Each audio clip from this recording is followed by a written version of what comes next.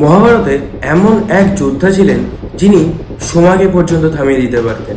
আমরা সবাই অর্জুন, ভীম, কর্ণকে চিনি, কিন্তু খুব কম লোকই জানে ভীমের নাতি বার্বরিকের ব্যাপারে। কুরুক্ষেত্র যুদ্ধের আগে বার্বরিক প্রতিজ্ঞা করেছিলেন তিনি সব থেকে দুর্বল পক্ষের হয়ে লড়াই করবেন।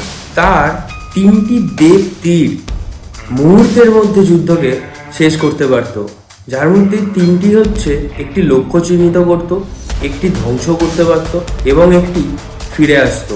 ভগবান শ্রীকৃষ্ণ তাকে পরীক্ষা করলে বার্বরিক বলে তার শক্তিতে যুদ্ধ চলবে, তার সময়সীমা হচ্ছে মাত্র 1 মিনিট।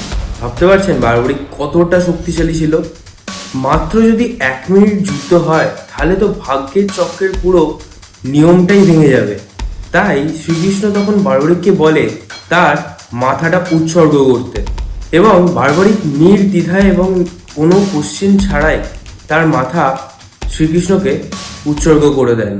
তারপর শ্রীকৃষ্ণ বার্বরিকের ওই ছিন্ন মস্তিষ্ককে পাহাড়ে বসিয়ে পুরো যুদ্ধ দেখা হয়েছিল। মহাভারতের এমন এক যোদ্ধা যিনি একদম প্রথম থেকে শেষ পর্যন্ত টানা 18 দিন শুধু পুরো যুদ্ধটাই দেখেছিলেন, কিন্তু লড়েননি।